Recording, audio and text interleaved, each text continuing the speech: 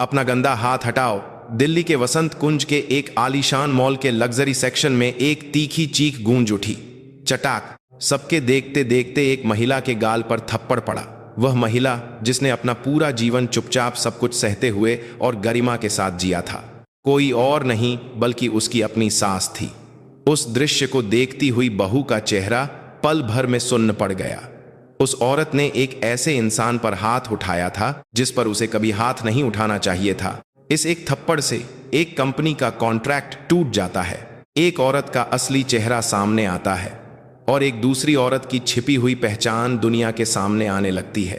क्या यह कहानी एक रोमांचक और ठंडे बदले की है या फिर यह माफी और उपचार की कहानी है? संगीत। अब इस कहानी का सच सामने आएगा। बनगढ़ कहानी शुरू करने से पहले अगर आप इस चैनल पर नए हैं तो सब्सक्राइब करें, वीडियो को लाइक करें और कमेंट में बताएं कि आप यह कहानी कहां से सुन रहे हैं, ताकि हम आपके लिए सुख और सौभाग्य की कामना कर सकें। सुबह का अलार्म बजते ही आन्या शर्मा ने आदत के अनुसार अपनी आंखें खोलीं। वह 30 के दशक के मध्य में एक शांत और सुसंस्कृत दिखने वाली महिला थी। खिड़की खोलते ही ठंडी हवा का झोंका अंदर आया। नवंबर की शुरुआत थी, सुबह सर्द होती थी। अलमारी के सामने खड़ी होकर आन्या ने एक साधारण सा कुर्ता निकाला और पहन लिया। मेकअप बस नाम मात्र का था। तुम आज जल्दी निकल रही हो? उसके पति रोहन वर्मा ने पूछा। हाँ, एक मीटिंग है। नाश्ता? अरे नहीं, कोई बात नहीं, भूख लगेगी तो रास्ते में किसी दुकान से कुछ ले लूंगी। रोहन ने प्यार से आन्या के कंधे पर हाथ रखा। आन्या, खुद पर ज्यादा जोर मत डालो, तुम आजकल बहुत मेहनत कर रही हो। आन्या मुस्कुराई। मैं ठीक हूं, मुझे यह जिंदगी अच्छी लगती है। डीटीसी की बस नंबर 741 में सुबह के वक्त ऑफिस जाने वालों की भीड़ थी। आन्या एक हैंडल पकड़कर खिड़की से बाहर देख रही थी। ऑफिस जाते लोग, स्कूल जाते बच्चे, सब्जी खरीदने जाते बुजुर्ग। यह साधारण सा नजारा आन्या के लिए बहुत कीमती था। सच तो यह था कि आन्या एक लग्जरी इंपोर्टेड कार में भी आ सकती थी। वह एक पर्सनल ड्राइवर भी रख सकती थी। वह सूर्यवंशी ग्रुप के संस्थापक की इकलौती पोती थी, अगली उत्तराधिकारी। इसलिए बचपन से ही आन्या हमेशा सबकी नजरों में रही। हर कोई उसके सामने सिर झुकाता था और उसकी हर बात को ध्यान से सुनता था। लेकिन आन्या को वह जिंदगी पसंद नहीं थी। वे मुस्कुराहटें जो सच्ची हैं या झूठी पता नहीं चलता था। वे निगाहें जिनमें सिर्फ अपना फायदा छिपा होता था। इसीलिए आन्या ने एक चुनाव किया, अपना नाम और अपनी पृष्ठभूमि छिपाकर सिर्फ आन्या शर्मा बनकर जीने का। 30 मिनट बाद वह अपनी कंपनी की बिल्डिंग के सामने उतरी। नमस्ते आन्या जी, सिक्योरिटी गार्ड ने मुस्कुराकर कहा। नमस्ते अंकल। लिफ्ट लेकर वह 7वीं मंजिल पर पहुंची। आन्या जी, कल वाली रिपोर्ट पूरी हो गई? टीम लीडर ने पूछा। जी मैनेजर साहब, मैंने आपको ईमेल कर दी है। आन्या अपनी सीट पर बैठकर कंप्यूटर ऑन करने लगी। उसकी मेज पर एक फैमिली फोटो रखी थी, पति रोहन, सास और वह खुद। आन्या जी, आज लंच में क्या खाएंगी? बगल की सीट वाली सहकर्मी ने पूछा। मैं कैंटीन से राजमा चावल ले लूंगी। अरे, आप रोज वही खाती हैं। मुझे राजमा चावल सबसे ज्यादा पसंद है। ऑफिस के लोग आन्या को एक शांत लेकिन काम में कुशल कर्मचारी के रूप में जानते थे। एक साधारण कर्मचारी जो न तो बहुत आगे रहती थी और न ही पीछे। यही वह छवि थी जो आन्या चाहती थी। ऑफिस से लौटते समय आन्या सब्जी मंडी में रुकी और अपनी सास की पसंदीदा भिंडी और पालक खरीदी। घर वहां से पैदल 15 मिनट की दूरी पर था। एक संकरी गली से गुजरकर वह एक छोटे से मकान के सामने पहुंची। ग्राउंड फ्लोर पर उसकी सास की एक छोटी सी अचार और मसालों की दुकान थी। माँ, मैं आ गई। उसकी सास राधा देवी ने प्यार से उसका स्वागत किया। आ गई मेरी बच्ची, आज रात मैंने दाल चावल बनाए हैं, मैं आपकी मदद करती हूँ। रसोई में दोनों ने मिलकर खाना लगाया। आन्या, सास ने धीरे से पुकारा। जी माँ। बेटा, तुम हमारे घर आकर बहुत तकलीफ उठा रही हो, है ना? आन्या ने सिर हिलाया।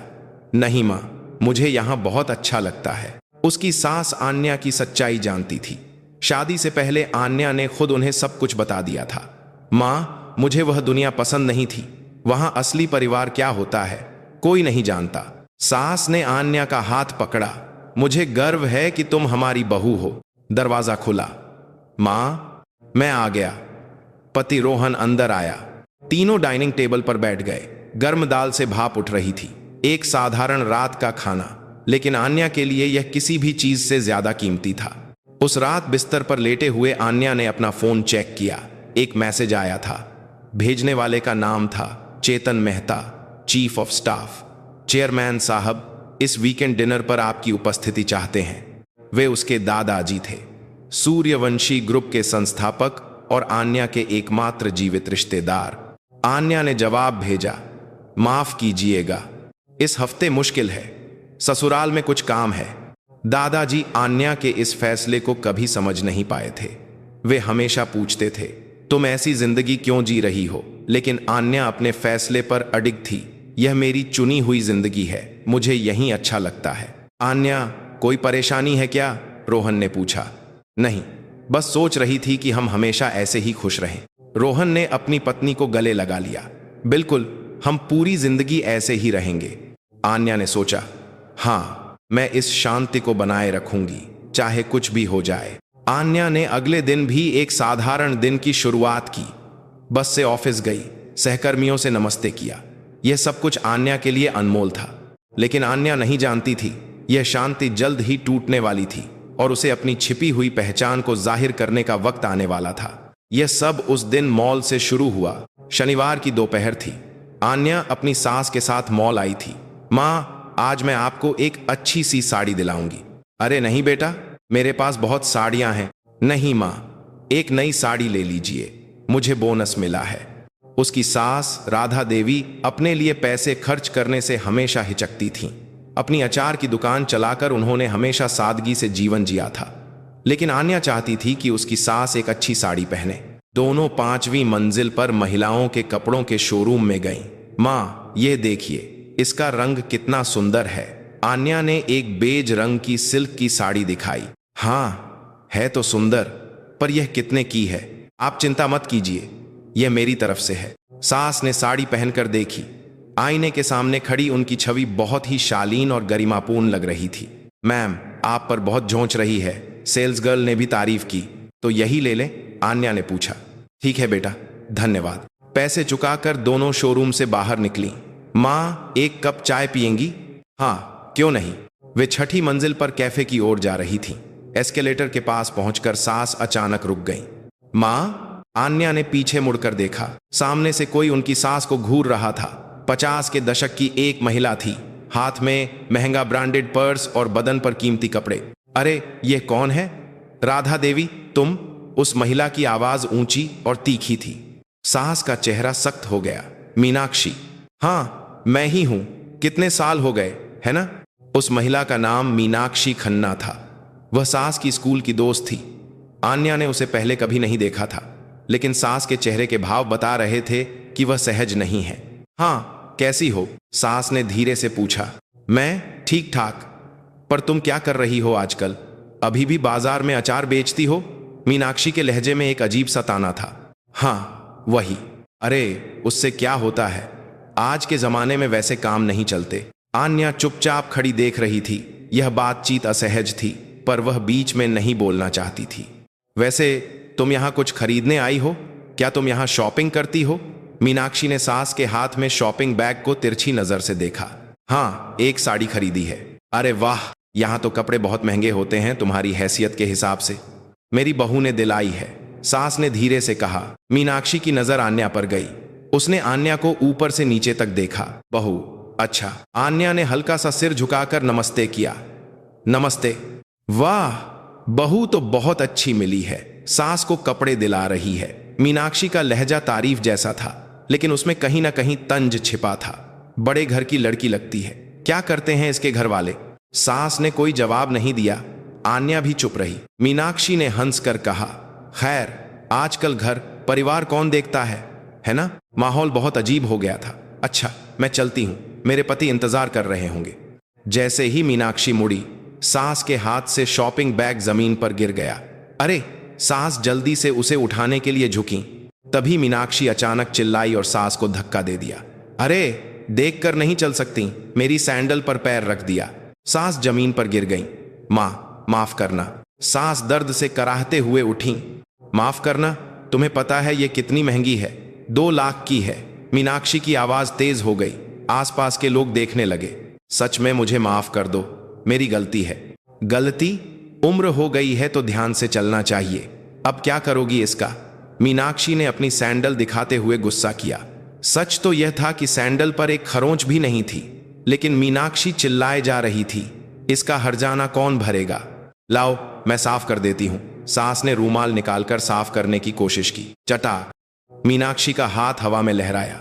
सास का चेहरा एक तरफ घूम गया। एक पल के लिए आसपास सन्नाटा छा गया। मीनाक्षी ने सास के गाल पर थप्पड़ मारा था। कहां अपने गंदे हाथ लगा रही हो? इससे तो और गंदी हो जाएगी। होश में रहो। सास हैरान होकर अपना गाल सहलाने लगी। उनका चेहरा लाल हो गया था। आन्या चुपचाप आगे बढ़ी। उसने सास और मीनाक्षी के बीच आकर खुद को खड़ा कर लिया। बस कीजिए। आन्या की आवाज धीमी और शांत थी। मीनाक्षी ने आन्या को घूरा। क्या? यह एक गलती थी और मां ने आपसे माफी भी मांग ली है। माफी मांगने से क्या होता है? मेरी सैंडल का क्या? आपकी सैंडल पर कोई निशान नहीं दिख रहा है, आन्या ने शांत भाव से कहा। मीनाक्षी का चेहरा गुस्से से लाल हो गया। क्या तुम मुझसे जबान लड़ा रही हो? मैं जबान नहीं लड़ा रही, सिर्फ सच बता रही हूं। आन्या की आंखों में एक ठंडी चमक थी। मीनाक्षी को उस नजर से एक अजीब सी बेचैनी महसूस हुई, लेकिन आसपास लोग देख रहे थे और वह और तमाशा नहीं करना चाहती थी। कोई बड़ी बात नहीं है। मीनाक्षी ने अपना पर्स उठाया और मुड़ गई, लेकिन जाते जाते वह बड़बड़ा रही थी। आजकल की बहुओं को जरा भी तमीज नहीं है, मनहूस कहीं की। आन्या ने उसकी बात को नजरअंदाज किया और सास के पास गई। मां, आप ठीक हैं? सास ने अपना गाल सहलाते हुए सिर हिलाया। हाँ बेटा, मैं ठीक हूं। माफ करना, तुम्हारी वजह से तुम्हें यह सब देखना पड़ा। नहीं मां, उन्होंने हद पार कर दी थी। आन्या ने जमीन से शॉपिंग बैग उठाया। मां, घर चलें? हाँ चलो। दोनों मॉल से बाहर निकली। टैक्सी में घर लौटते समय सास बस खिड़की से बाहर देखती रही। मां, आन्या ने पूछा, आपने कहा कि वह आपकी स्कूल की दोस्त थीं?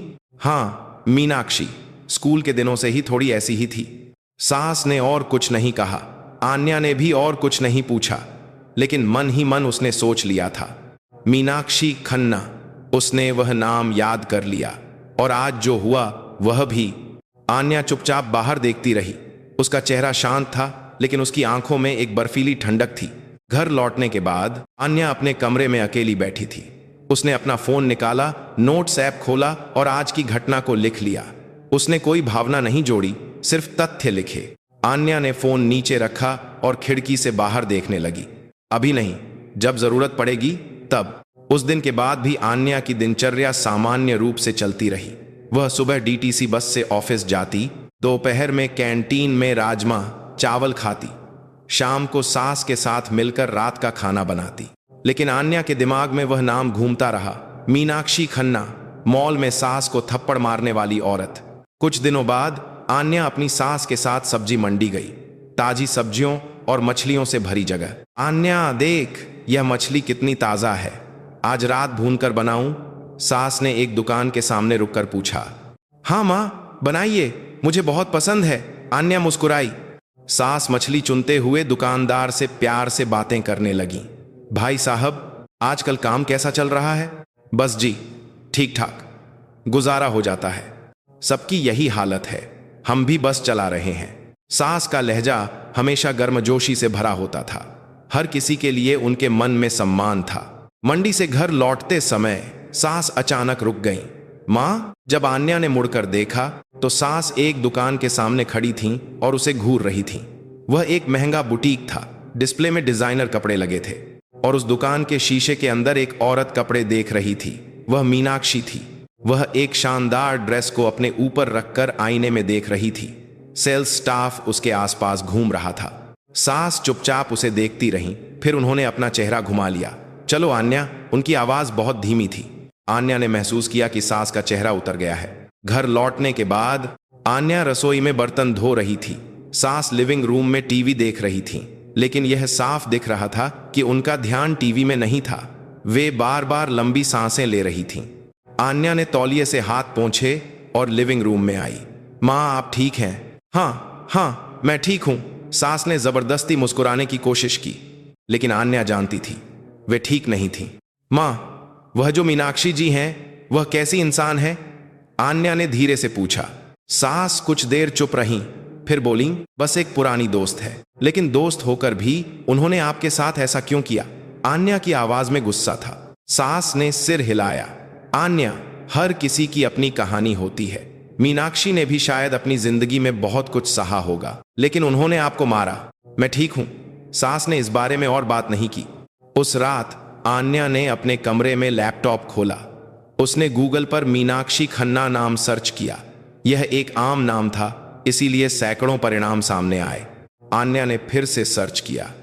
मीनाक्षी खन्ना, पत्नी, मध्यम वर्गीय उद्योगपति। इस बार कुछ लेख सामने आए। ज्यादातर चैरिटी इवेंट्स या सामाजिक पार्टियों के बारे में थे।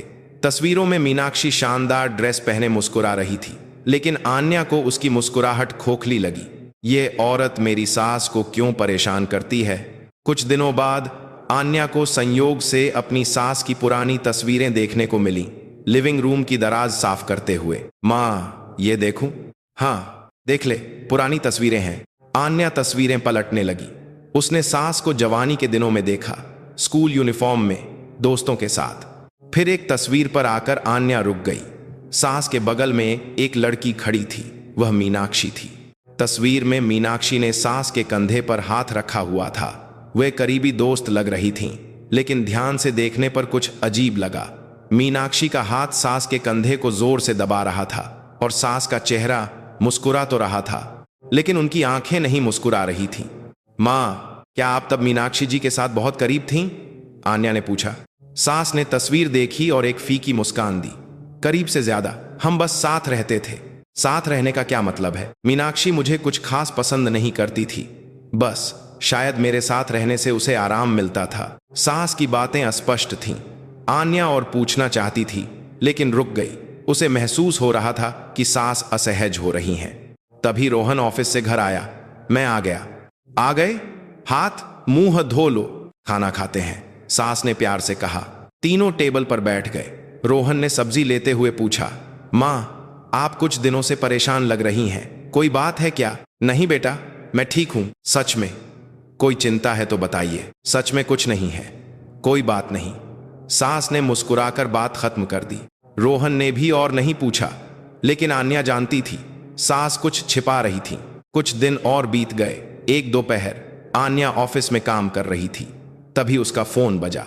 सास का फोन था। हेलो माँ। आन्या, बेटा, मुझे आज रात आने में देर हो जाएगी। क्यों माँ, कोई काम है क्या? नहीं, बस अचानक स्कूल के दोस्तों की एक मीटिंग तय हो गई है। आन्या का दिल बैठ गया। दोस्तों की मीटिंग? कहीं फिर से मीनाक्षी? माँ, आप मत जाइए। मन तो नहीं है, लेकिन न जाऊं तो बार बार फोन आते हैं।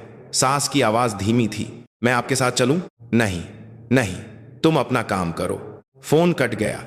आन्या ने फोन नीचे रखा और एक गहरी सांस ली। उसे कुछ गलत होने का अंदेशा हो रहा था। उस रात 9 बजे आन्या घर पर सास का इंतजार कर रही थी। रोहन भी साथ था। माँ, इतनी देर क्यों कर रही हैं? रोहन ने चिंता से कहा। उन्होंने कहा था कि दोस्तों की मीटिंग है। अच्छा, माँ को भी दोस्तों से मिलना जुलना चाहिए, रोहन ने लापरवाही से कहा। लेकिन आन्या का मन बेचैन था। घड़ी में 9:30 बज रहे थे। तभी दरवाजा खुला। सास अंदर आई। मैं आ गई। उनकी आवाज में जान नहीं थी। आन्या दौड़कर दरवाजे पर गई और सास को देखते ही आन्या की सांस रुक गई। सास की आंखें लाल और सूजी हुई थीं। वे रोई थीं। माँ, आप ठीक हैं? आन्या पास गई। हाँ, मैं ठीक हूं, बस वहां सिगरेट के धुएं से आंखों में जलन हो रही थी। सास ने जल्दी से चप्पलें उतारी और अंदर चली गई, लेकिन आन्या जानती थी यह झूठ था। उस रात आन्या सो नहीं सकी। सास की लाल और सूजी हुई आंखें बार बार उसके सामने आ रही थीं। आज फिर क्या हुआ? आन्या ने कंबल हटाया और उठी। उसने फोन निकाला और नोट्स ऐप खोला। उसने मौजूदा स्थिति और मीनाक्षी के बारे में कुछ और बातें जोड़ी और आखिरी लाइन में लिखा, इस औरत की पूरी जांच करनी होगी।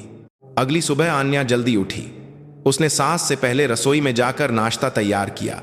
जब सास रसोई में आईं तो वे हैरान रह गईं। अरे आन्या, तुम इतनी जल्दी क्यों उठ गईं? आप कल देर से आई थीं, थक गई होंगी। आज मैं बनाऊंगी। धन्यवाद बेटा। सास टेबल पर बैठ गई। आन्या ने गर्म सूप बनाकर उन्हें दिया। माँ, कल दोस्तों की मीटिंग कैसी रही? आन्या ने धीरे से पूछा। हाँ, ठीक थी। मजा आया? बस पुरानी बातें की, सास जवाब टाल रही थी।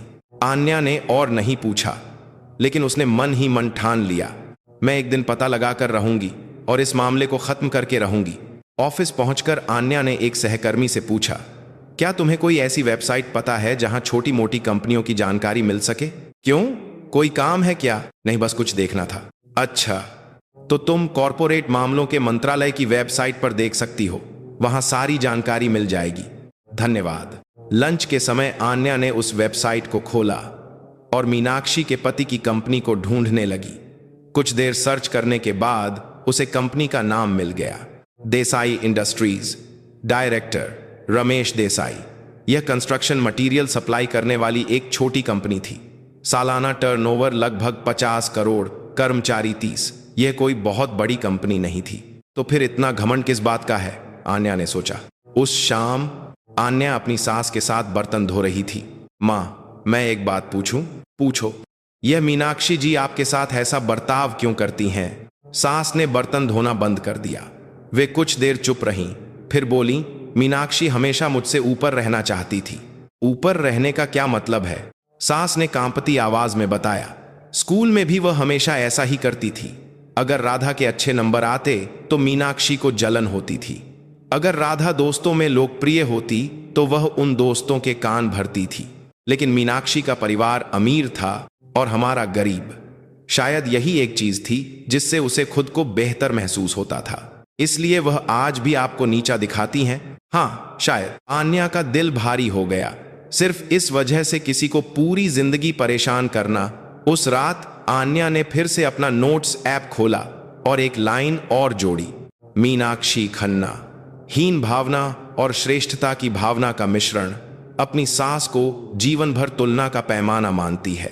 आन्या ने फोन नीचे रखा और खिड़की से बाहर देखने लगी। चांदनी रात थी, लेकिन आन्या का मन अंधेरे में था। मां ने पूरी जिंदगी यह दर्द सहा है। आन्या ने अपनी मुट्ठी भींच ली, इसे खत्म करना होगा। मैं मां को और सिर झुकाकर जीने नहीं दूंगी। आन्या की आंखें पहले से कहीं ज्यादा ठंडी हो चुकी थीं। यह तूफान से पहले की शांति थी, अब कुछ शुरू होने वाला था। मॉल की घटना के बाद आन्या ऐसे व्यवहार कर रही थी जैसे कुछ हुआ ही ना हो। उसने न तो पुलिस में शिकायत की, न ही किसी को बताया। वह बस हमेशा की तरह ऑफिस जाती, घर लौटती और सास के साथ रात का खाना खाती। लेकिन आन्या का दिमाग लगातार चल रहा था। एक शाम आन्या ने अपने कमरे में लैपटॉप खोला। उसने मॉल की वेबसाइट खोली। कस्टमर सर्विस सेक्शन में जाकर उसने सीसीटीवी फुटेज देखने की प्रक्रिया जांची। पीड़ित होने का सबूत दिखाने पर पुलिस या कोर्ट के अनुरोध पर उपलब्ध। आन्या ने बुदबुदाया। फिर उसने कैलेंडर खोला और उस दिन की तारीख पर निशान लगाया, 14 नवंबर, शनिवार, दोपहर 2 बजे। उसने जगह को भी ठीक से नोट किया, 5वीं मंजिल, महिला परिधान सेक्शन के सामने, एस्केलेटर के पास। आन्या ने ध्यान से नोट्स बनाए। उसने सोचा कि उस समय वहां कई चश्मदीद भी रहे होंगे। कुछ दिनों बाद आन्या ने ऑफिस में लंच के समय एक कानूनी डेटाबेस खोला। उसने मारपीट से जुड़े मामलों के फैसले खोजे। सार्वजनिक स्थान पर मारपीट, कई चश्मदीदों की मौजूदगी में सबूत, सीसीटीवी फुटेज की सबूत के तौर पर मान्यता। आन्या एक एक करके पढ़ती गई और जरूरी हिस्सों को अलग से नोट कर लिया। मारपीट का मामला एक ऐसा अपराध था जिसमें सजा तभी हो सकती थी जब पीड़ित खुद शिकायत दर्ज कराए। मां को शिकायत करनी होगी। आन्या ने एक गहरी सांस ली। वह जानती थी कि उसकी सास कभी शिकायत नहीं करेंगी। वीकेंड पर आन्या अकेले उस मॉल में फिर गई। वह 5वीं मंजिल पर उसी शोरूम में गई। यह वही जगह थी जहां वह घटना हुई थी, एस्केलेटर के सामने। आन्या ने धीरे धीरे चारों ओर देखा। उसने उस दिन की स्थिति को अपने दिमाग में फिर से बनाया। मीनाक्षी कहां खड़ी थी, सास किस तरफ गिरी थी, आसपास के लोग कहां थे। उसने छत की ओर देखा जहां सीसीटीवी कैमरे लगे थे। एक नहीं बल्कि कई कैमरे थे, अलग अलग एंगल से।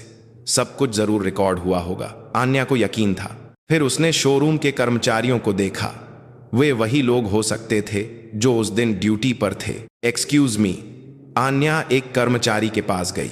जी मैम, मैं आपकी क्या मदद कर सकती हूँ? क्या आप 2 हफ्ते पहले शनिवार दोपहर को यहाँ ड्यूटी पर थीं? 2 हफ्ते पहले? नहीं मैम, मुझे लगता है उस दिन मेरी छुट्टी थी। अच्छा, धन्यवाद। आन्या ने दूसरे कर्मचारियों से भी पूछा, लेकिन ज्यादातर को याद नहीं था। चश्मदीदों को सीधे ढूंढना मुश्किल होगा, आन्या ने मन ही मन सोचा। घर लौटकर आन्या ने एक नोटबुक खोली। उसने सबूत इकट्ठा करने की योजना लिखी। आन्या ने पेन नीचे रखा और एक गहरी सांस ली। सबूत काफी थे, लेकिन सबसे जरूरी चीज गायब थी, पीड़ित की इच्छा। मैं मां को कैसे मनाऊंगी? कुछ दिन और बीत गए। शाम को सास के पास एक फोन आया। आन्या बगल में बर्तन धो रही थी। उसे सास की आवाज सुनाई दी। हाँ ठीक है, आ जाऊंगी। उनकी आवाज में उदासी थी। फोन रखकर सास कुछ देर चुपचाप बैठी रही। मां, किसका फोन था? अगले हफ्ते फिर से दोस्तों की मीटिंग है। फिर से? हाँ, मीनाक्षी कह रही थी कि मुझे जरूर आना है। सास के हाथ कांप रहे थे। आन्या ने उनका हाथ पकड़ा। मां, आपको जाने की जरूरत नहीं है। लेकिन? क्या लेकिन? जो लोग आपको परेशान करते हैं, आप उनसे मिलने क्यों जाएंगी? आन्या की आवाज ऊंची हो गई। सास ने सिर झुका लिया। आन्या, तुम नहीं समझोगी। अगर मैं नहीं गई तो बात और बढ़ जाएगी। कैसे? मीनाक्षी बार बार फोन करेगी, कह रही थी कि दुकान पर आ जाएगी। सास की आवाज धीमी हो गई। तब आन्या को समझ आया, मीनाक्षी सिर्फ मीटिंग में ही नहीं बल्कि हर तरह से उन्हें परेशान कर रही थी। उस रात आन्या सो नहीं सकी। सास जिस पीड़ा से गुजर रही थी वह उसकी सोच से कहीं ज्यादा गंभीर थी। यह सिर्फ परेशान करना नहीं है, यह लगातार मानसिक प्रताड़ना है। यह एक अपराध है, इसे रोकना ही होगा। अगली सुबह आन्या ने जल्दी उठकर सास से पहले नाश्ता बनाया। जब सास रसोई में आई तो गर्म सूप तैयार था। अरे आन्या, तुमने बना लिया? मां, आप बैठिए, मैं देती हूं। आन्या ने खाना परोसा। सास ने भावुक होकर आन्या को देखा। मेरी बहू बहुत अच्छी है।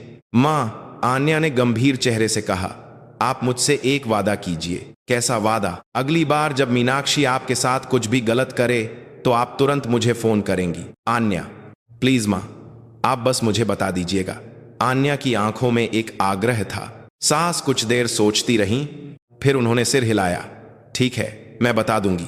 आन्या ने राहत की सांस ली। ऑफिस पहुंचकर आन्या ने अपनी मेज की दराज खोली और एक छोटी डायरी निकाली। उसमें अब तक की सारी जानकारी लिखी थी, तारीख, जगह, घटना, सबूत, सब कुछ। एक सहकर्मी पास से गुजरते हुए बोला, आन्या जी, किसी केस की जांच कर रही हैं क्या? हाँ, नहीं, बस कुछ पर्सनल काम है। अच्छा, आप बहुत सीरियस लग रही थीं। सहकर्मी मुस्कुराता हुआ चला गया। आन्या ने डायरी वापस दराज में रख दी और मन ही मन कहा, अभी सही समय नहीं है, बस थोड़ा और इंतजार। लंच के समय आन्या अकेले कैंटीन में खाना खाते हुए सोच रही थी। सबूत काफी हैं, सीसीटीवी भी है और उसका व्यवहार का पैटर्न भी पता है। लेकिन अगर मां कुछ नहीं करेंगी तो सब बेकार है। मैं ऐसा क्या करूं कि मां अपना मन बदल ले? आन्या खाना खाते खाते खिड़की से बाहर देखने लगी। सर्दियों का आसमान ठंडा और धुंधला था। इंतजार करना होगा जब तक कि निर्णायक पल नहीं आ जाता। उस शाम घर लौटकर आन्या ने सास के साथ खाना खाया। रोहन भी साथ था। मां, आप आजकल कुछ थकी हुई लग रही हैं, रोहन ने कहा। नहीं बेटा, मैं ठीक हूं, ज्यादा मेहनत मत कीजिए। दुकान से भी थोड़ा आराम लीजिए, ग्राहक इंतजार करते हैं। आराम कैसे करूं? सास मुस्कुराई, लेकिन आन्या को उनकी मुस्कुराहट जबरदस्ती की लग रही थी। आन्या चुपचाप खाना खाते हुए सोच रही थी, जल्द ही वह निर्णायक पल आएगा। तब तक मैं हर चीज तैयार रखूंगी मां के लिए। कमरे में चांद की ठंडी रोशनी आ रही थी। आन्या की आंखें भी उस चांद की तरह ठंडी चमक रही थीं। तूफान की तैयारी पूरी हो चुकी थी और आन्या उस तूफान के केंद्र में खड़ी थी, चुपचाप लेकिन पूरी दृढ़ता के साथ। मॉल की घटना के एक हफ्ते बाद मीनाक्षी के घर का लिविंग रूम। उसका पति सोफे पर बैठा था। उसका चेहरा पीला पड़ा हुआ था। क्या हुआ? मीनाक्षी पास गई। कोई परेशानी है? पति कुछ देर चुप रहा। सूर्यवंशी ग्रुप के साथ हमारा कॉन्ट्रैक्ट कैंसिल हो गया। क्या? मीनाक्षी की आवाज ऊंची हो गई। कैंसिल? क्यों? मुझे नहीं पता, कोई कारण नहीं बताया, बस एक तरफा नोटिस भेज दिया। पति के हाथ कांप रहे थे। मीनाक्षी ने फोन उठाया। मैं फोन करती हूं उनके मैनेजर को। कोई फायदा नहीं। मैंने कई बार फोन किया, कोई उठा ही नहीं रहा। तो हमें सीधे जाकर मिलना चाहिए। शांत हो जाओ मीनाक्षी, एक बड़ी कंपनी जब कोई फैसला ले लेती है तो। पति ने सिर झुका लिया। अगर यह कॉन्ट्रैक्ट हो जाता तो हमारी कंपनी की किस्मत बदल जाती। मीनाक्षी ने अपने होंठ भींच लिए। उसके दिल में एक बेचैनी उठने लगी थी। अगले दिन सुबह मीनाक्षी अपने पति के साथ उसके ऑफिस गई। सर, सूर्यवंशी ग्रुप से ऑफिशियल लेटर आया है। एक कर्मचारी ने कागज दिया। पति ने उसे खोलकर पढ़ा। सहयोगी कंपनी के चयन मानदंडों को पूरा न करने के कारण अनुबंध समाप्ति। मानदंड? कौन से मानदंड पूरे नहीं हुए? मीनाक्षी चिल्लाई। नैतिकता और पारदर्शिता मूल्यांकन में मानक स्कोर से कम। पति की आवाज कांप रही थी। नैतिकता? हमने क्या गलत किया? मीनाक्षी ने कागज छीन लिया। उसने अक्षर पढ़े, लेकिन कोई ठोस कारण नहीं लिखा था। बस बार बार आंतरिक मूल्यांकन परिणाम लिखा हुआ था। ऑफिस से निकलकर मीनाक्षी पार्किंग में खड़ी थी। अजीब है, कुछ तो गड़बड़ है। उसका दिमाग उलझा हुआ था। कॉन्ट्रैक्ट लगभग फाइनल हो चुका था। उसके पति को पूरा यकीन था। फिर अचानक बिना किसी कारण के कैंसिल हो गया। क्यों? आखिर क्यों? मीनाक्षी ने पिछले एक हफ्ते के बारे में सोचा। कुछ खास नहीं हुआ था। अरे रुको, मॉल। उस दिन जब वह राधा से मिली थी। कहीं? मीनाक्षी ने सिर हिलाया। नहीं, ऐसा नहीं हो सकता। यह सिर्फ एक इत्तेफाक है। लेकिन बेचैनी कम नहीं हुई। घर लौटकर मीनाक्षी सोफे पर बैठ गई। हाथ में वाइन का गिलास था, लेकिन उसने एक घूंट भी नहीं पी। उसका दिमाग घूम रहा था। अजीब है, कुछ तो जरूर अजीब है। उसने टीवी चलाया, लेकिन ध्यान नहीं लगा। वह बार बार फोन उठाती और रख देती। राधा की बहू, उस लड़की का चेहरा बार बार उसकी आंखों के सामने आ रहा था। बस कीजिए। उसकी शांत आवाज, उसकी स्थिर आंखें। पहले तो मीनाक्षी ने उसे एक साधारण बहू समझा था, लेकिन अब उसे ऐसा नहीं लग रहा था। वह एक साधारण बहू जैसी नहीं थी। उस लड़की में कुछ तो था। मीनाक्षी उठी और खिड़की से बाहर देखने लगी। नहीं, वह तो बस बाजार में अचार बेचने वाली की बहू है। उसके पास क्या ताकत होगी?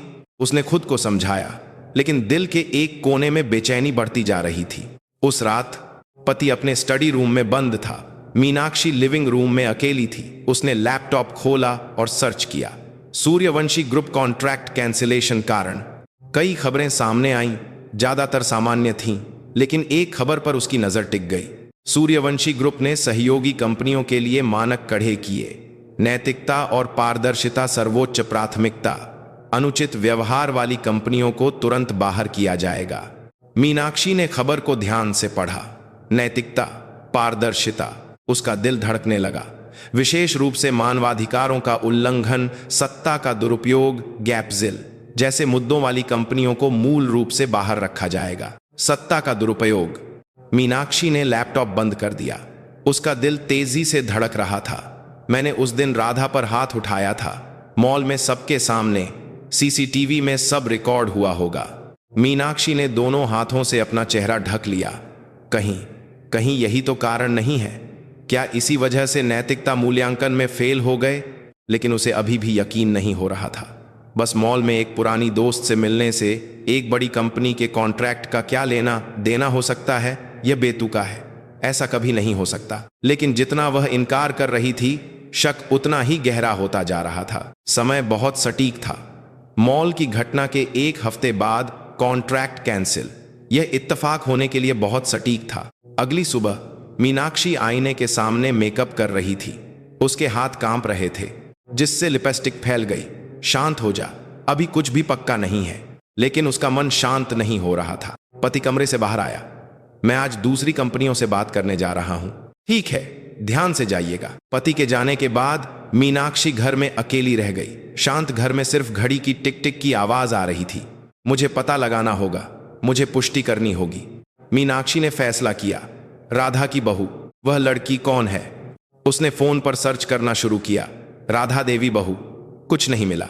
सूर्यवंशी ग्रुप उत्तराधिकारी, कई खबरें आईं, लेकिन कोई तस्वीर नहीं थी। बस बार बार लिखा था, पहचान पूरी तरह से गोपनीय रखी गई है। मीनाक्षी को फोन फेंक देने का मन हुआ। मुझे कुछ नहीं पता, मैं कुछ नहीं जानती। लेकिन एक बात साफ थी, यह सब उस दिन मॉल से शुरू हुआ था। शाम हो गई। मीनाक्षी का पति थके हुए चेहरे के साथ लौटा। क्या हुआ? मीनाक्षी ने पूछा। दूसरी कंपनी के साथ बात चल रही है, लेकिन उन्हें पता चल गया है कि सूर्यवंशी ग्रुप के साथ बात बिगड़ गई है, इसलिए वे बहुत खराब शर्तें रख रहे हैं। लेकिन करना तो पड़ेगा, है ना? हाँ, क्या कर सकते हैं? पति सोफे पर बैठ गया। मीनाक्षी ने अपने पति को देखा। एक आदमी जिसने पूरी जिंदगी ईमानदारी से काम किया था, उसका सपना टूट रहा था। क्या यह मेरी गलती है? उसका दिल भारी हो गया। पति की लंबी सांसों की आवाज घर में गूंज रही थी। यह कोई इत्तेफाक नहीं है। उस रात मीनाक्षी सो नहीं सकी। वह छत को देखते हुए सोच रही थी, अगर सच में अगर यह मेरी गलती है तो? अभी भी यकीन नहीं था, लेकिन बेचैनी बढ़ती जा रही थी। बगल में पति खर्राटे ले रहा था। मीनाक्षी चुपचाप उठी और लिविंग रूम में आ गई। उसने खिड़की से बाहर देखा। अंधेरी रात में दूर शहर की रोशनियां चमक रही थीं। मुझे सच का पता लगाना होगा। मीनाक्षी की आंखों में एक गहरा डर था। अगली सुबह 10 बजते ही मीनाक्षी मॉल की ओर चल पड़ी। लग्जरी सेक्शन, 5वीं मंजिल, वही जगह जहां पिछली बार घटना हुई थी। सुनिए, मीनाक्षी ने एक सेल्स गर्ल को बुलाया। जी मैम, पिछले हफ्ते यहां, आपको याद है, एक बुजुर्ग महिला और एक जवान लड़की साड़ी खरीदने आई थी। सेल्स गर्ल ने कुछ देर सोचा, फिर सिर हिलाया। हाँ, याद है। उन्होंने एक बेज रंग की साड़ी खरीदी थी। वह जवान लड़की, क्या वह कुछ खास लग रही थी? सेल्स गर्ल ने सिर खुजलाया। खास तो नहीं, लेकिन वह बहुत शांत और विनम्र थी। जब उन्होंने कार्ड से पेमेंट किया। कार्ड? कैसा कार्ड था? वह तो मैं नहीं बता सकती मैम। मीनाक्षी ने अपने पर्स से कुछ नोट निकालकर उसे दिए। मैं बस जानना चाहती हूं, क्या वह कोई ब्लैक कार्ड जैसा था? सेल्स गर्ल कुछ देर झिझकी, फिर धीरे से बोली, नहीं मैम, जहां तक मुझे याद है वह एक साधारण डेबिट कार्ड था। Debit card? मीनाक्षी की भौहें तन गईं। तो क्या वह सच में एक साधारण इंसान है? लेकिन कुछ तो था जो उसे खटक रहा था। उस दिन उस लड़की की आंखें, उसका शांत रवैया, क्या कोई साधारण इंसान ऐसा व्यवहार कर सकता है? उस रात मीनाक्षी सो नहीं सकी। पति बगल में खर्राटे ले रहा था, लेकिन मीनाक्षी की आंखें खुली हुई थीं। राधा देवी, बाजार में अचार की दुकान चलाने वाली औरत, वह उसे स्कूल के दिनों से जानती थी। सच तो यह था कि मीनाक्षी को स्कूल में राधा कभी पसंद नहीं थी। राधा हमेशा शांत रहती थी, लेकिन सब लोग उसे प्यार करते थे। मीनाक्षी का घर ज्यादा अमीर था, वह ज्यादा सुंदर थी, फिर भी शिक्षक और दोस्त राधा को ही पसंद करते थे। मीनाक्षी को यह पसंद नहीं था। सब लोग उसे ही क्यों पसंद करते हैं? यह ईर्ष्या थी। स्कूल के बाद संपर्क टूट गया। वह कैसे जी रही है उसे पता नहीं था और न ही कोई दिलचस्पी थी। लेकिन पिछले हफ्ते जब वह मॉल में मिली तो राधा वैसी ही थी, शांत, सौम्य और गरिमापूर्ण। इसी बात पर उसे और गुस्सा आया था। मैं इतने महंगे कपड़े पहनकर भी हमेशा बेचैन रहती हूं और तुम इतनी शांत कैसे दिख सकती हो? इसलिए उसका हाथ उठ गया था। सैंडल तो बस एक बहाना था। अगली सुबह मीनाक्षी बाजार की ओर गई, जहां राधा की अचार की दुकान थी। एक संकरी गली से गुजरकर वह छोटी सी दुकान के सामने खड़ी हो गई। राधा के अचार साइन बोर्ड बहुत साधारण था। मीनाक्षी ने दुकान के अंदर झांका। राधा एप्रन पहने अचार पैक कर रही थी। आइए, क्या दूं? एक ग्राहक के आने पर राधा मुस्कुराई। 1 किलो आम का अचार और थोड़ी मिर्च की चटनी दे दो। जी, अभी देती हूं। राधा के हाथ तेजी से और कुशलता से चल रहे थे। मीनाक्षी दूर खड़ी देखती रही। तो ये ऐसे जीती है? साधारण जीवन, छोटी सी दुकान। लेकिन मीनाक्षी समझ नहीं पा रही थी, राधा इतनी शांत क्यों दिखती है और वह खुद हमेशा बेचैन क्यों रहती है। तभी एक लड़की दुकान में आई। मीनाक्षी चौंक गई। यह वही बहू थी जिसे उसने मॉल में देखा था। आन्या। माँ, आज बिक्री कैसी है? आन्या ने प्यार से पूछा। ठीक ठाक है, आज अचार अच्छा बिक रहा है। मैं शाम को आपकी कोई मदद करूं? नहीं बेटा, तुम ऑफिस के काम से थक जाती हो। दोनों की बातचीत बहुत स्वाभाविक थी। वे सास बहू से ज्यादा माँ बेटी लग रही थी। मीनाक्षी ने यह देखकर अपने दांत भींच लिए। मेरे अपने बच्चे तो सिर्फ कुछ मांगने के लिए ही आते हैं। यह लड़की आखिर है क्या? मीनाक्षी आन्या के पीछे पीछे गई। उसने देखा कि आन्या दुकान से निकलकर बस स्टॉप की ओर जा रही है। DTC बस। आन्या बस में चढ़ गई। वह बस से जाती है? मीनाक्षी का दिमाग चकरा गया। तो क्या वह सच में एक साधारण इंसान है? लेकिन कुछ तो था जो खटक रहा था। मॉल में उसकी आंखें, उसकी शांति, उसका आत्मविश्वास। वह एक साधारण इंसान की आंखें नहीं थीं। कुछ दिन और बीत गए। मीनाक्षी का शक और गहरा होता गया। उसके पति की कंपनी ने दूसरी कंपनी के साथ कॉन्ट्रैक्ट कर लिया था, लेकिन शर्तें अच्छी नहीं थीं। कोई बात नहीं, इतना भी काफी है, पति ने कहा, लेकिन उसकी आवाज में निराशा थी। मीनाक्षी ने चुपचाप सिर हिला दिया, लेकिन उसके मन में अभी भी शक था। सूर्यवंशी ग्रुप के साथ कॉन्ट्रैक्ट। क्या वह सच में एक इत्तेफाक था? उस रात मीनाक्षी फिर से लैपटॉप के सामने बैठी। उसने सर्च किया, सूर्यवंशी ग्रुप उत्तराधिकारी। कई खबरें थीं। सूर्यवंशी ग्रुप में तीसरी पीढ़ी का शासन, संस्थापक की पोती अगली चेयरमैन की प्रबल दावेदार, पहचान पूरी तरह से गोपनीय। मीनाक्षी के हाथ कांपने लगे। पोती, संस्थापक की पोती। और अगली खबर, सूर्यवंशी ग्रुप की उत्तराधिकारी एक सामान्य कर्मचारी के रूप में ले रही हैं फील्ड का अनुभव। मीनाक्षी की आंखें फैल गईं। सामान्य कर्मचारी? उसका दिल तेजी से धड़कने लगा। कहीं, लेकिन कोई तस्वीर नहीं थी। नाम भी सार्वजनिक नहीं किया गया था। पूरी गोपनीयता के साथ ले रही हैं प्रबंधन का प्रशिक्षण। मीनाक्षी लैपटॉप की स्क्रीन को घूरती रही। उसके दिल में एक डर समा गया। नहीं, ऐसा नहीं हो सकता, कभी नहीं। लेकिन सारी कड़ियां जुड़ने लगी थीं। राधा की बहू, साधारण कपड़े लेकिन असाधारण आंखें, बस से सफर करना, एक सामान्य कर्मचारी की तरह रहना, और फिर कॉन्ट्रैक्ट का कैंसिल होना। कहीं नहीं, यह बकवास है। ऐसा तो सिर्फ फिल्मों में होता है। मीनाक्षी ने सिर हिलाया। उसने खुद को बार बार समझाया, लेकिन बेचैनी खत्म नहीं हुई, बल्कि और बढ़ती गई। सुबह के 3 बज गए, लेकिन मीनाक्षी सो नहीं सकी। वह खिड़की से बाहर देखते हुए बड़बड़ा रही थी, यह सिर्फ एक इत्तेफाक है, बस एक इत्तेफाक। लेकिन दिल के एक कोने में वह जानती थी, यह कोई इत्तेफाक नहीं था। अंधेरे में सिर्फ बेचैनी ने उसे घेर रखा था। 2 हफ्ते बीत गए। मीनाक्षी के पति की कंपनी ने आखिरकार दूसरी कंपनी के साथ अनुबंध पूरा कर लिया। सूर्यवंशी ग्रुप जितना बड़ा तो नहीं, लेकिन फिर भी उन्हें थोड़ी राहत मिली। अब सब ठीक हो गया है, ज्यादा चिंता मत करो, पति ने मीनाक्षी के कंधे पर हाथ रखते हुए कहा। लेकिन मीनाक्षी मुस्कुरा नहीं सकी।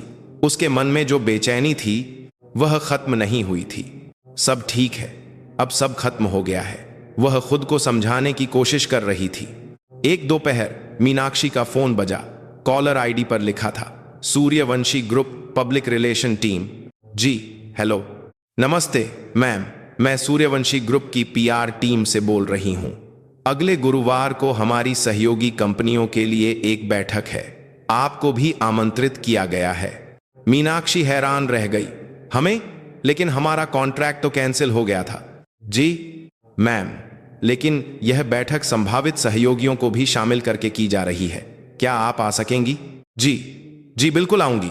फोन रखकर मीनाक्षी के हाथ कांप रहे थे। एक और मौका मिला है। उसका दिल जोर जोर से धड़क रहा था। इस बार कोई गलती नहीं होनी चाहिए।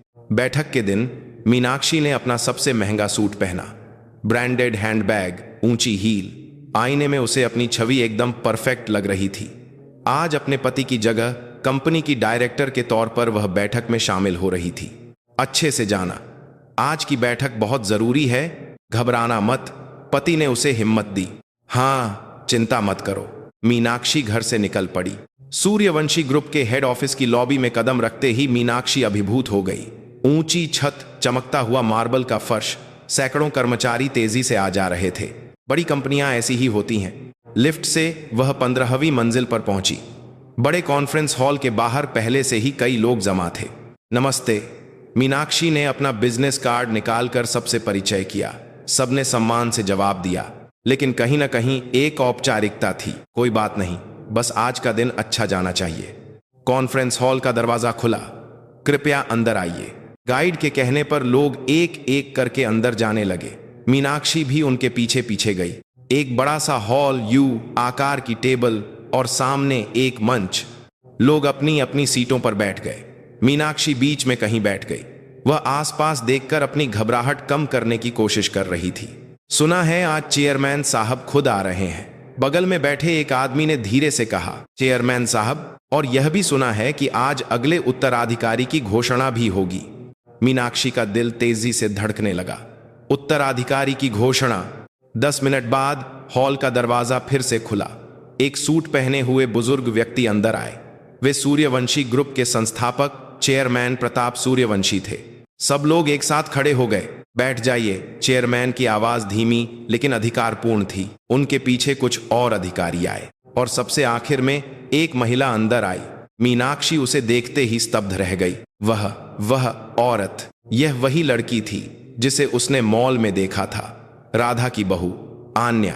वह एक फॉर्मल सूट में थी, लेकिन वह मॉल में देखी गई लड़की से बिल्कुल अलग लग रही थी। उसकी आंखें अलग थीं, उसकी चाल अलग थी, उसका पूरा व्यक्तित्व ही अलग था। आन्या मंच के बगल में जाकर खड़ी हो गई। चेयरमैन ने माइक संभाला।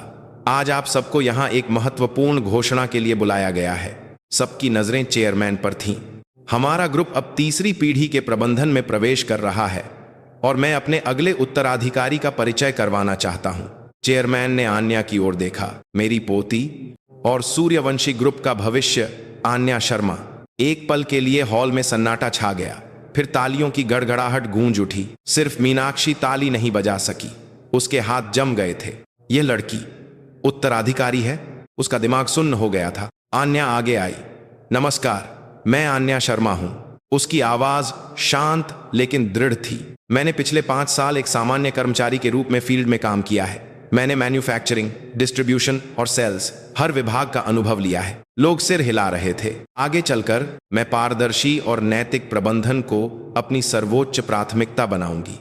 आन्या की नजरें धीरे धीरे हॉल में घूमी और एक पल के लिए उसकी नजरें मीनाक्षी से मिली। वह सिर्फ एक पल था, लेकिन मीनाक्षी समझ गई। आन्या ने उसे पहचान लिया था। घोषणा समाप्त हुई। लोग एक एक करके उठकर आन्या को बधाई देने लगे। मीनाक्षी अपनी सीट से उठ नहीं सकी। उसके पैरों में जान नहीं बची थी। यह कैसे हो सकता है? सब कुछ साफ हो गया।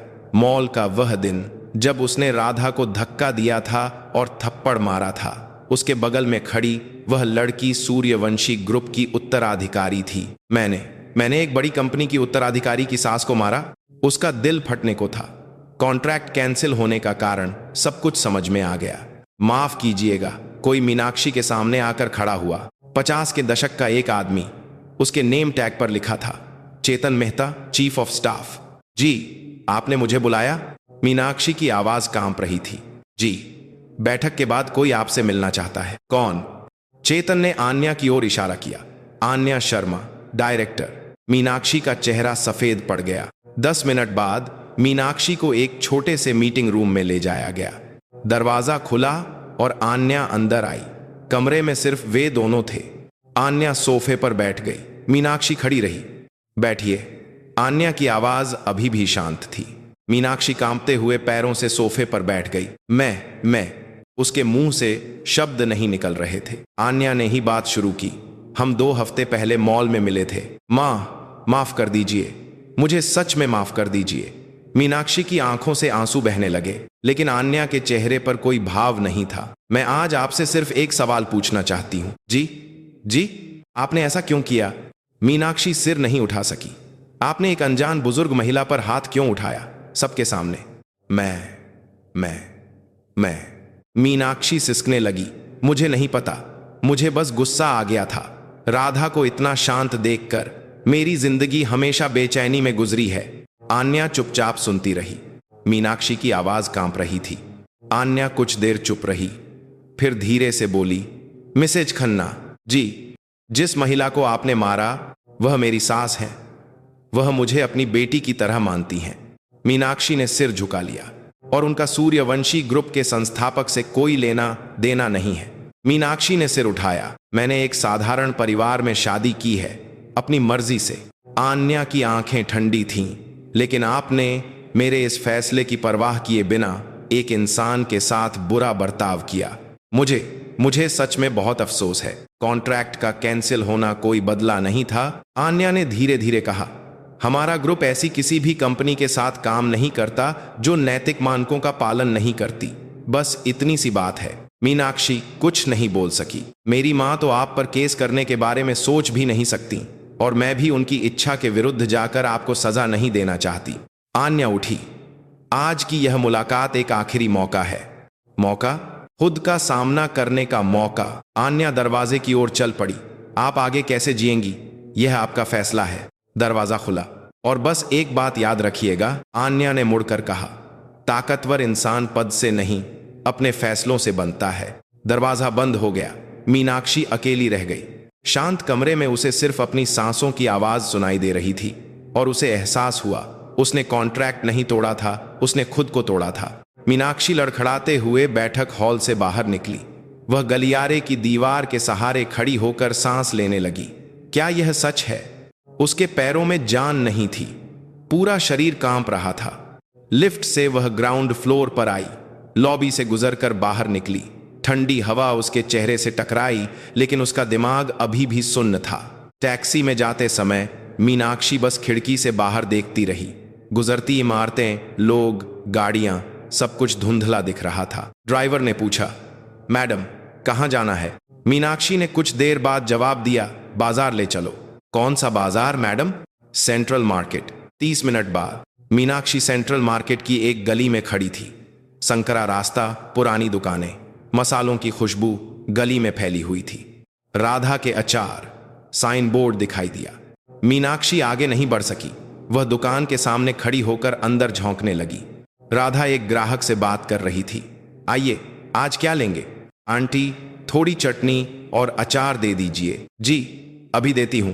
राधा के चेहरे पर एक शांत मुस्कान थी। मीनाक्षी को यह देखकर उसका दिल टूट गया। मैं ऐसी जिंदगी क्यों जीती रही? मुझ में क्या कमी थी? कुछ देर बाद ग्राहक चला गया और दुकान खाली हो गई। मीनाक्षी धीरे धीरे दुकान के अंदर गई। दरवाजे पर लगी घंटी बजी। आइए। राधा ने सिर उठाया और मीनाक्षी को देखा। एक पल के लिए राधा का चेहरा सख्त हो गया। मीनाक्षी, दोनों एक दूसरे को देखती रहीं। चुप्पी छाई रही।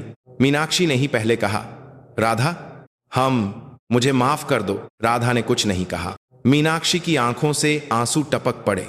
मुझे सच में माफ कर दो। राधा कुछ देर झिझकी, फिर उसने एक कुर्सी आगे की।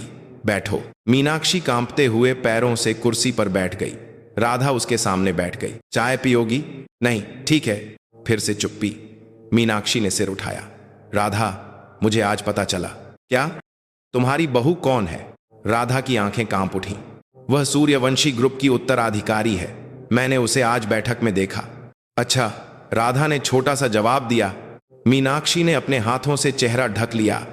मैंने कितनी बेवकूफ़ी भरी जिंदगी जी है। मीनाक्षी, मैं स्कूल के दिनों से ही तुमसे जलती थी। सब तुम्हें क्यों पसंद करते थे? तुम हमेशा इतनी शांत कैसे रहती थी? राधा चुपचाप सुनती रही। मैंने पूरी जिंदगी खुद को दूसरों से कम समझा। पैसा, पद, सम्मान, मैं सब कुछ चाहती थी। मीनाक्षी की आवाज कांप रही थी। शायद इसीलिए मैं और क्रूर हो गई। मैंने सोचा कि दूसरों को नीचा दिखाकर ही मैं ऊपर उठ सकती हूं। उसके आंसू नहीं रुक रहे थे। मॉल में उस दिन मैंने तुम पर जो हाथ उठाया, उसका कोई बहाना नहीं है। मुझे बस गुस्सा आ गया था तुम्हें खुश देखकर। राधा ने एक लंबी सांस ली। मीनाक्षी, मैं भी हमेशा खुश नहीं रही। मीनाक्षी ने सिर उठाया। मेरे पति जल्दी गुजर गए। मैंने यह अचार की दुकान चलाकर अकेले अपने बेटे को पाला है। बहुत मुश्किल था। राधा की आवाज शांत थी। लेकिन मैंने एक चुनाव किया, दुख के बजाय शुक्रगुजार होना। शुक्रगुजार? हाँ, एक स्वस्थ बेटा, एक अच्छी बहू, एक दुकान जहां मैं काम कर सकती हूं। इन सब चीजों के लिए। राधा ने मीनाक्षी को देखा। मीनाक्षी, तुम हमेशा दूसरों से अपनी तुलना करती रही। इसी चीज ने तुम्हें दुखी किया। मीनाक्षी ने सिर झुका लिया। राधा, क्या तुम मुझे माफ कर सकती हो? राधा कुछ देर चुप रही, फिर धीरे से बोली, मीनाक्षी, मैं तुम्हें माफ कर सकती हूं। मीनाक्षी ने सिर उठाया। लेकिन इससे तुम्हारी जिंदगी नहीं बदलेगी। राधा की आंखें गंभीर थीं। अगर तुम सच में बदलना चाहती हो तो मुझसे माफी पाने से कुछ नहीं होगा। तुम्हें खुद से सुलह करनी होगी। मीनाक्षी फूट फूट कर रो पड़ी। मैं क्या करूं? यह मैं तुम्हें नहीं बता सकती। यह तुम्हें खुद ढूंढना होगा। राधा उठी। और हां मीनाक्षी, मेरी बहू से माफी मांगना तुम्हारी अपनी जिम्मेदारी है। मीनाक्षी राधा की दुकान से बाहर निकली। वह धीरे धीरे गली में चलने लगी। उसने फोन निकाला और एक मैसेज लिखा। पाने वाला, पति, हम फिर से शुरुआत करते हैं, बिल्कुल शुरू से। और एक और मैसेज, पाने वाला, सूर्यवंशी ग्रुप सेक्रेटरी, मैं आन्या शर्मा, डायरेक्टर, से माफी मांगना चाहती हूं। कृपया एक मुलाकात का समय दें। उसने सेंड बटन दबा दिया। 3 दिन बाद मीनाक्षी फिर से सूर्यवंशी ग्रुप की बिल्डिंग के सामने खड़ी थी। इस बार उसने महंगे कपड़े नहीं पहने थे। एक साधारण सूट, हल्का मेकअप, हाथ में एक चिट्ठी थी, हाथ से लिखा हुआ माफीनामा। लिफ्ट से वह ऊपर गई। सेक्रेटरी के ऑफिस के सामने पहुंची। मिसेज खन्ना जी, इधर आइए। एक छोटा सा मीटिंग रूम। आन्या अंदर आई। मीनाक्षी तुरंत खड़ी हो गई और सिर झुका लिया। मुझे मुझे सच में माफ कर दीजिए। आन्या अपनी सीट पर बैठ गई। बैठिए। मीनाक्षी ने कांपते हुए हाथों से चिट्ठी आगे बढ़ाई। मैंने अपने दिल की बात इसमें लिखी है, कृपया इसे पढ़ लीजिएगा। आन्या ने चिट्ठी ले ली, लेकिन उसे खोला नहीं। मिसेज खन्ना जी। चिट्ठी से ज्यादा आप खुद बताइए, आपका सच क्या है? मीनाक्षी ने अपने आंसू पोंछे। मैंने पूरी जिंदगी गलत तरीके से जी है। कैसे? मैंने अपनी कीमत दूसरों की नजरों से तय की। मैं सम्मान पाना चाहती थी, महान दिखना चाहती थी। मीनाक्षी की आवाज कांप रही थी। इसीलिए मैंने महंगे कपड़े पहने, दूसरों को कुचला। मैंने सोचा कि यही मुझे ऊपर उठाने का रास्ता है। आन्या चुपचाप सुनती रही। आपकी सास के साथ जो मैंने किया, उसके लिए मैं बहुत शर्मिंदा हूं। उसका कोई बहाना नहीं है। मीनाक्षी ने गहरा सिर झुकाया। आन्या ने कहा, मिसेज खन्ना जी, आपकी माफी मैंने स्वीकार की। मीनाक्षी ने सिर उठाया। लेकिन मेरे माफ कर देने से आपकी जिंदगी नहीं बदलेगी। आन्या की आंखें शांत थीं। असली बदलाव इंसान खुद लाता है, मैं जानती हूं। मुलाकात खत्म हुई। मीनाक्षी बिल्डिंग से बाहर निकली। ठंडी हवा चल रही थी, लेकिन उसका मन थोड़ा हल्का था। अब से असली शुरुआत अब होगी, मीनाक्षी चलते हुए सोच रही थी। टूटा हुआ स्वाभिमान, बिखरा हुआ घमंड, लेकिन उन टुकड़ों के बीच से एक रोशनी दिखाई दे रही थी। उस रात मीनाक्षी अपने पति के साथ बैठी। सुनिए, हम अपनी कंपनी को छोटा कर देते हैं। पति ने हैरान होकर पूछा, क्यों अचानक? छोटी ही सही, हम अपनी तरह से काम करेंगे, ईमानदारी से। पति ने मीनाक्षी को ध्यान से देखा। तुम कुछ बदली हुई लग रही हो। हाँ, मुझे भी ऐसा ही लगता है। मीनाक्षी पहली बार आराम से मुस्कुराई, दिल से। 3 महीने बीत गए। सर्दियां खत्म होकर वसंत आ गया था। सेंट्रल मार्केट की गली में गर्म धूप पड़ रही थी।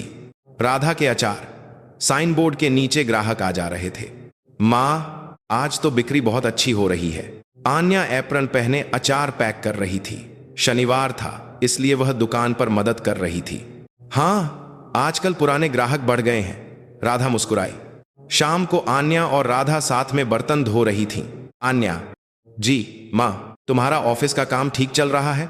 जी, काम बहुत है, लेकिन मजा आ रहा है। आन्या ने कुछ दिन पहले ही औपचारिक रूप से डायरेक्टर का पद संभाला था। अब वह कुछ नहीं छिपा रही थी। वह सार्वजनिक रूप से उत्तराधिकारी के तौर पर काम करने लगी थी। तुम्हारे दादाजी बहुत खुश होंगे। राधा ने आन्या के कंधे पर थपकी दी। माँ, मुझे अभी भी यहीं अच्छा लगता है। यह दुकान, यह गली, आपके साथ बिताया हुआ समय। मैं जानती हूं, मुझे भी। दोनों मुस्कुराईं। घर लौटते समय आन्या अपने पति रोहन के साथ चल रही थी। अब तुम सच में बहुत व्यस्त हो जाओगी। रोहन ने अपनी पत्नी का हाथ पकड़ा। हाँ, लेकिन मैं वीकेंड हमेशा खाली रखूंगी, माँ की दुकान पर मदद करने के लिए। मुझे तुम पर गर्व है। रोहन ने आन्या को देखा। क्यों अचानक? क्योंकि तुम्हारे पास ताकत है, लेकिन तुम उसका गलत इस्तेमाल नहीं करती। शायद यही असली ताकत है। आन्या ने अपने पति का हाथ कसकर पकड़ लिया। धन्यवाद, हमेशा मेरा साथ देने के लिए। यह तो मेरा फर्ज है। दोनों घर के सामने पहुंचे। घर की गर्म रोशनी उनका स्वागत कर रही थी। उधर मीनाक्षी की जिंदगी भी धीरे धीरे बदल रही थी। कंपनी का आकार छोटा कर दिया गया। कर्मचारी, ऑफिस, सब पति पत्नी दोनों मिलकर ईमानदारी से काम करते। इस महीने मुनाफा अच्छा हुआ है, पति ने हिसाब देखते हुए कहा। छोटा लेकिन मजबूत होना बेहतर है, मीनाक्षी ने मुस्कुराकर कहा।